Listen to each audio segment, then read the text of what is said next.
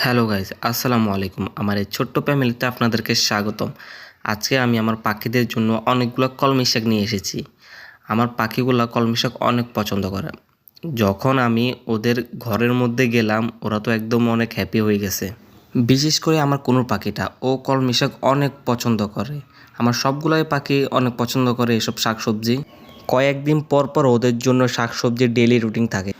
But কয়েকদিন আকাশের অবস্থা ভালো ছিল না, অনেক বৃষ্টিপাত হইতেছিল। তখন আমি ওদেরকে আর যে শাকসবজি খাইতে দিই নাই, শুধু সিড মিক্সে খাওয়াইছিলাম। আজকের জন্য এটুকু।